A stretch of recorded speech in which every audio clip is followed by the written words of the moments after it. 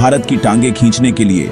जहां पूरी दुनिया के अलग अलग मुल्क सामने से भारत को घूर रहे हैं, वहीं भारत ने अपनी दिशा बदलकर नजरें सिर्फ दूसरी तरफ ही नहीं बल्कि अब तीसरी ओर भी मोड़ दी हैं। दरअसल बात हो रही है ग्लोबल शिप बिल्डिंग सेक्टर में भारत की नई हिस्सेदारी की, जहां भारत ने अचानक एक तगड़ा दांव खेल दिया है। अब भारत ने शिप बिल्डिंग की तरफ रुख इसलिए किया है क्योंकि जिस देश के पास समुद्र है वही देश दुनिया को जोड़ने की ताकत रखता है, और भारत अब इस ताकत को सोने में बदलने का इरादा कर चुका है। सरकार का लक्ष्य है कि पब्लिक प्राइवेट पार्टनरशिप यानी पीपीपी और इंटरनेशनल कोलैबोरेशन के जरिए अगले 5 साल में 1 से 1.2 मिलियन ग्रोस टन भार क्षमता वाले शिप बिल्डिंग क्लस्टर खड़े किए जाएं। हालांकि यह कोई मामूली काम नहीं है और न ही इसकी गारंटी थी कि 5 साल में यह मिशन पूरा हो जाएगा, लेकिन भारत लगातार इसका हल खोज रहा था और अब आखिरकार सॉल्यूशन सामने आ चुका है। यह सॉल्यूशन है इंसेंटिव फॉर शिप ब्रेकिंग, जिसके जरिए भारत दुनिया के बड़े शिप बिल्डर देशों को अपनी गवर्नमेंट और प्राइवेट कंपनियों से कड़ी टक्कर देने वाला है। तो आइए पूरी डेवलपमेंट को विस्तार से समझ लेते हैं। लेकिन क्योंकि भारत ने नजर तीसरी ओर घुमाई और मौके का फायदा उठाने की तैयारी कर ली है, उसके लिए वीडियो को लाइक और चैनल को सब्सक्राइब जरूर कर दें। देखिए, यह इसलिए कहा जाता है कि जिस मुल्क के पास समुद्री शक्ति है उसके पास दुनिया को जोड़ने की ताकत है, क्योंकि दुनिया का 90% व्यापार समुद्री रूट्स से होता है। मगर असली फायदा वही उठा पाता है जो इस व्यापार के संचालन में माध्यम बनता है। यह सब संभव होता है बड़े बड़े कार्गो शिप्स यानी कारोबारी जहाजों से। हालांकि अब तक भारत इस अवसर का पूरा लाभ नहीं उठा पाया था, बल्कि केवल एक छोटा फायदा ही ले सका। लेकिन अब भारत ने सही वक्त पहचान लिया है। सबसे बड़ी खबर यह आई है कि शिपिंग और पोर्ट्स राज्य मंत्री शांतनु ठाकुर ने घोषणा की है कि अगले 5 साल में भारत 10 वर्ल्ड क्लास शिपयार्ड बनाएगा।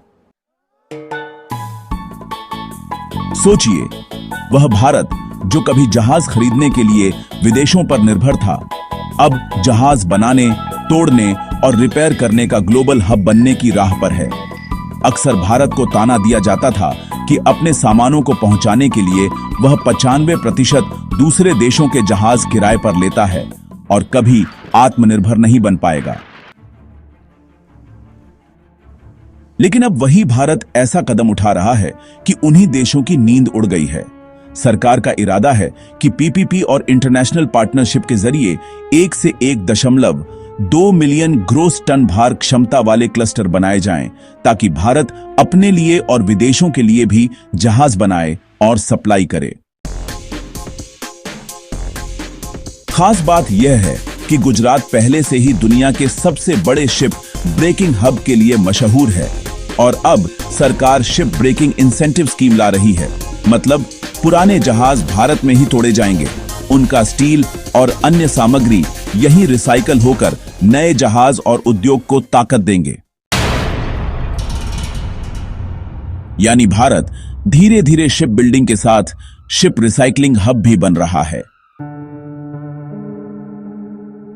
लेकिन सच्चाई यह है कि अभी तक दुनिया की शिप बिल्डिंग मार्केट में भारत की हिस्सेदारी केवल 0.06% है, जबकि चीन, जापान और दक्षिण कोरिया इस पर राज्य कर रहे हैं। अच्छी खबर यह है कि भारत अब इसे बदलने का रोड मैप बना चुका है और इसी वजह से सरकार ने अपनी पॉलिसी में बड़ा सुधार किया है। अब ship building financial assistance policy 2.0 लाई गई है, जिसमें जहाज निर्माण पर सब्सिडी और क्रेडिट इंसेंटिव मिलेगा। इसके साथ ही मैरीटाइम डेवलपमेंट फंड को 25,000 करोड़ तक बढ़ाने का प्लान है, जो शिप बिल्डिंग, रिपेयर और यार्ड क्लस्टर के लिए लंबे समय तक सहारा देगा। साथ ही मेक इन इंडिया का प्रावधान रखा गया है, जिसके तहत 200 करोड़ तक के जहाज भारत में ही बनेंगे। भारत ग्रीन शिपिंग पर भी जोर दे रहा है ताकि कार्बन उत्सर्जन घटे और दुनिया में भारत की छवि मजबूत बने। अब सवाल यह उठता है कि यह भारत के लिए इतना जरूरी क्यों है। दरअसल भारत की 8,000 किलोमीटर से ज्यादा लंबी तटरेखा उसे एशिया के बड़े समुद्री देशों में गिनाती है।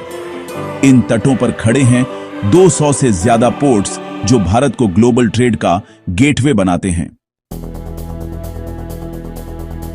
अब सोचिए, अगर इन पोर्ट्स के साथ गुजरात का अलंग शिप ब्रेकिंग यार्ड और मजगांव डॉक, कोचिन शिपयार्ड और हिंदुस्तान शिपयार्ड जैसे मॉडर्न यार्ड्स जुड़ जाएं, तो तस्वीर पूरी तरह बदल सकती है। यही ताकत भारत को शिपिंग इंडस्ट्री में उभरती हुई महाशक्ति बनाएगी।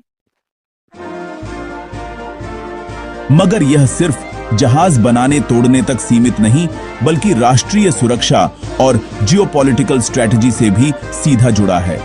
हिंद महासागर पर भारत की पकड़ जितनी मजबूत होगी, उतना ही चीन की बेल्ट एंड रोड इनिशिएटिव को चुनौती दी जा सकेगी और यहीं से भारत ट्रेड और नेवी दोनों मामलों में दबदबा बढ़ाएगा।